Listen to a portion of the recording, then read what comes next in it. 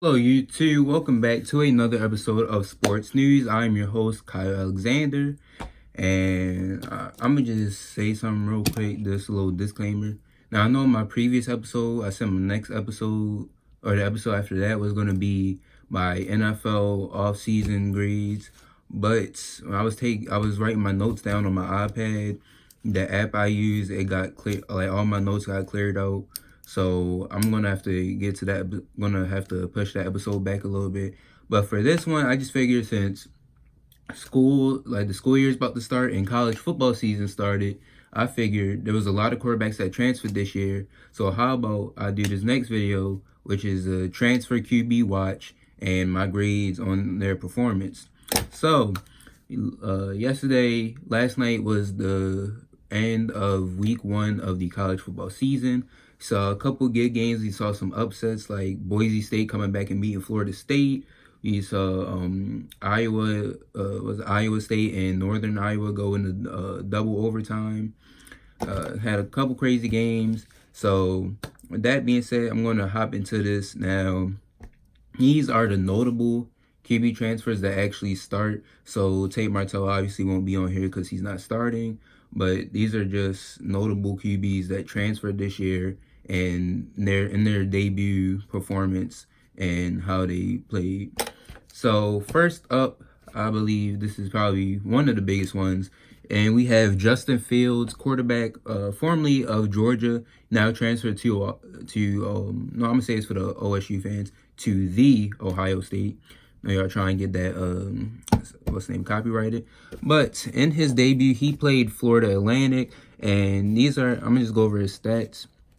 Had 18 to 25 passing, which was 72 completion percentage, 234 passing yards, and average of 9.4 yards per pass.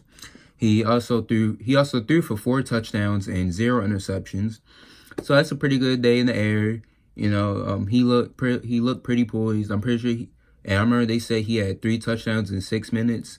That is really impressive. I haven't really seen anybody do that before. That's just crazy, especially in your starting debut. And now, and then also he had a QB rating of 96.1.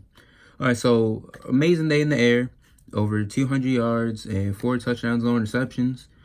And now let's get into his rushing attack. He had 12 carries, 1 fumble, which he lost, but he had 61 rushing yards, 5.1 average per 5.1 yards per carry, and his longest run of the day was 51 yards. And he had 1 rushing touchdown. That rushing touchdown was the 51-yarder. And he beat Florida Atlantic 45-21. So honestly, pretty good day in the air, good day on the ground. I was watching some of the game. He made a couple mistakes, but he handled the pressure really well. He looked like a good playmaker out there. I remember this one play. He was scrambling around the pocket, and he saw somebody open in like a flat, so he checked it down there. I believe it was incomplete, but still, that was the right read. Just moving around. Also, he ran when he had to. Like if he saw the pressure coming, he would move up in the pocket and would take off if he had to, picking up first downs. Also, a great day throwing the ball. He was pretty. Most of his passes were accurate. So with that performance, my grade for him is an A. I wouldn't give him. You could give him an A plus, but I just gave him an A because it was a good day. That was a great game, but that seems like good stats, but at least like average stats for like the elite quarterbacks. I'm not trying to say he's average. Like he's above average. He's up there in the college QB rankings, but I'm just saying those are like average stats for the elite players. So no, it was still a special game. He went out there, did his thing, and that's why he is on my list. It's probably on everybody's list, but he is on my list for Heisman watch. If you want to see me do a video on people who I will consider to be on my Heisman watch list, let me know in the comments below. I might even do it like even if you say anything or don't, honestly, regardless, because I feel like that could be a good video. All right, next we have a quarterback who goes to a school where I live at. Goes, drop my pen. That quarterback is Josh Jackson, transferring from Virginia Tech, going up north a little bit to transfer to Maryland. And in his game, he played Howard and Cam Newton's younger brother, Caitlin Newton. So Josh Jackson in his Maryland debut, 15 of 24 for passing, which was a 62.5 completion percentage, or 62.5 completion percentage. 245 passing yards and 10.2 yards per pass. He threw for 4 touchdowns, had 0 interceptions, had a QB rating of 92.9, and he also they blew out Howard, or they shut out Howard 79-0. I've never seen Maryland play against anybody like that. Not even the teams that they play in the first half, like Richmond or anything. Excuse me. Now, Josh Jackson, he did not play the whole game, which obviously, if they were up by that much, like, you would put the backups in. But even despite that, I still give Josh Jackson a grade of A, because that was a phenomenal debut, and it helped. Or that was a good debut.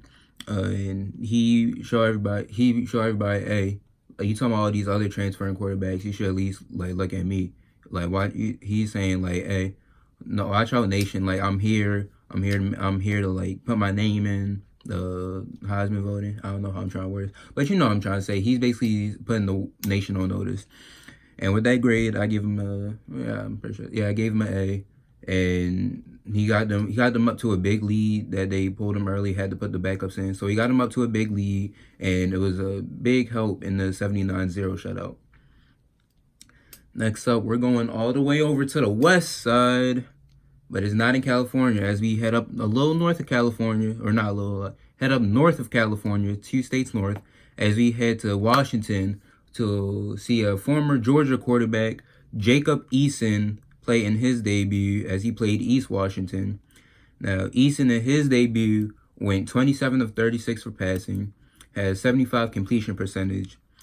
He threw for 349 yards and 9.7 yards per pass. He threw for 4 touchdowns and 0 interceptions, and had a rating of 95.2. And he also beat East Washington 47-14. Eason, he looked great. He looked good. He looked calm, poised in his debut, and with that, and he also held to a pretty big blow as they won 47-14 over East Washington. So for his first game to play an in-state school and to go out and win like that, I give him a grade of A+. Yes, higher than Justin Fields, because I mean, I feel like he had more yards, and I felt like he was more accurate and just played a little better. Well, I mean, no shade to Justin Fields. I like Justin Fields, but Jacob Eason just went out there, had a great day. Next up, we have, this is one that they have a quarterback. I don't even know what I was trying to say, but we have a quarterback who lost his job to probably the #1 freshman from last year, #1 sophomore from this year. You know his name. He won the title. He won the national championship in his freshman year last year. So we have Kelly Bryant coming over from Clemson after losing his job to Trevor Lawrence to play for Missouri. And honestly, I like this move by Bryant. It was a smart move. You lost your job, so you're like, I'm going to transfer. Then you transfer to a school whose quarterback is going to the NFL draft, and was honestly considered a first-round pick. He could have went in the first round, but was a second-round pick, and that's not bad. So after transferring to a school in which the quarterback will go to the draft and will be a high draft pick, it was a smart move. Now, in his debut, he went 31 of 48 for passing and had a 64.6 completion percentage. Threw for 423 passing yards, had an 8.8 average yards per throw. Threw for 2 touchdowns, had 1 interception, had a QB rating of 68.6. And on the ground, he had 11 carries and 1 fumble, which he lost. Had 20 rushing yards, and also had an average of 1.8 yards per run, and his longest run of the day was 9 yards. And he also lost to Wyoming 37-31. And I'm pretty sure he was the only transfer QB who lost in their debut. And honestly, he still had a good game. It wasn't as great as the other players. I mean, he threw for the most yards out of anybody, so that's good. That's a good start. He looked a little inaccurate, had that one interception, and his completion percentage. I mean, his completion percentage is good. Like, to me, if you throw for over 50% completion percentage, that's good. That's good. So that's the thing. And then his QB rating is the lowest, which is 68.6, which is not that great for a QB rating. So he has some stuff to work on. Can work on his accuracy a little bit, and can work on his progressions. But other than that, I think he played pretty fairly, and they only lost 37-31, so it wasn't a blowout. And with that, I give him a grade of a B. Because, like I said, Bryant played pretty well in his debut. Just had some stuff to work on, and hopefully we'll see that through the season. And I'm honestly, I just want to say I'm rooting for all these guys. So hopefully Kelly Bryant can help turn his team around and can work on getting better. All right, and last but not least, we probably have the most famous or most known player who transferred and the most known debut from week 1. And this man is another guy who lost his job to a freshman in the championship game against Georgia. And that is Jalen Hurts, the quarterback coming from Alabama to Oklahoma. Now, again, I like this move for Jalen Hurts. It was smart. Like, you're a grad student, you're a grad senior, but not even that, just the transfer to Oklahoma where they just put out back-to-back Heisman winning first overall pick QBs. So that's a good resume. You know, and plus, honestly, I think Oklahoma is QBU. They put out or they have, I wouldn't say great quarterbacks, but I mean they're good at getting quarterbacks. They're good at getting quarterbacks in the college. I don't even know what I'm trying to say. But, you know, they have good quarterbacks like Sam Bradford when he was in college. And Sam Bradford was honestly looking good for like the first couple years of his career. So Sam Bradford winning the Heisman, Baker Mayfield, Kyler Murray both being Heisman winners going back-to-back first overall picks. Can Jalen Hurts continue that trend? I don't know about the first overall pick, but maybe the Heisman winning pick. So, the Heisman winning trend. So, with that being said, let's get into Jalen Hurts' debut against Houston and another popular quarterback in the Eric King. The man is like a Swiss Army knife. So, with that being said, Jalen Hurts went 20 of 23 passing with an 87 completion percentage, 332 passing yards, and an average 14.4 yards every throw, or per throw. Had 3 passing touchdowns, 0 interceptions, and had a passer rating of 98.7. That is a phenomenal debut, amazing debut, especially for a guy who people felt needed to make a position switch after he lost the job to Tua. Some people were saying he should switch to safety or running back. Some people thought he couldn't throw the ball that well. Well, he proved some people wrong. He only had 3 incompletions the entire night, and he threw every type of pass. He threw the short ball, he threw the dink and dunks, threw the intermediate, and he threw the long bombs. I mean, one of their receivers, it was like Rambo or Lambo. I can't remember the receiver's name, but one of the receivers had 3 catches for 103 yards. So Jalen Hurts, he can throw that deep ball, and he proved to everybody that he can throw that ball. And that's just passing. So let's get to the ground game, which is honestly one of my favorite parts of the quarterback. Jalen Hurts, 16 carries and 1 fumble, which he lost, and 176 rushing yards, 11 yards per carry, and his longest run was 43 yards. 176 rushing yards for a quarterback, that is phenomenal. That's even great for a running back in the game. Shoot. And then also on the day, he had 3 passing touchdowns. So why not go for the hat trick on the ground? 3 rushing touchdowns. And that was obviously enough to help to put Oklahoma past Houston in a 49-31. Yeah, 40 as they won 49-31, and he also.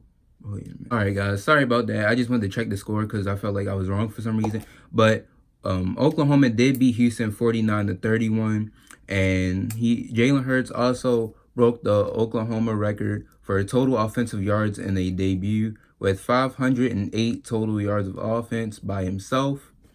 And with that, I give him a grade of an A+.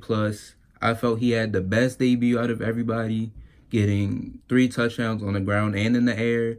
And then I believe he also said he was like the second player to have 300 passing yards and 150 rushing yards since Johnny Manziel. So yeah, that's another record he said. And another thing, what I liked about this game was in his post-game interview, he still felt it wasn't good enough. And I like that about a player, that like they strive to get better. Even on their best game, they may be like, oh no, we still have to get better. Like if Tom Brady threw for like 600 yards and 10 touchdowns, he could be like, oh no, it was some passes I missed. I could do more, I could do better. Like, I like players that are like that are hard on themselves and want to strive to get better. So I like that about Hurts. He showed like great composure through the game. And honestly, he just felt like he just walked in there like he already knew the playbook and just did his thing. So that's why I give him an A+. And that's why he is also on my Heisman watch. So those are the transfer QB debuts. I will be back with another one of these episodes probably halfway through the season, or if one of those teams plays another, has like a primetime matchup, or like if they play each other, I will go over that. But yeah, that is it for this episode. Don't forget to like, comment, and subscribe. And I'm going to try and get my NFL postseason grades, or not postseason, off-season grades out as soon as possible, because I wanted to try and get it before the season started. So maybe not before the season starts, but maybe like Friday or Saturday. I don't know. I will see. But until next time, I will talk to you guys next time.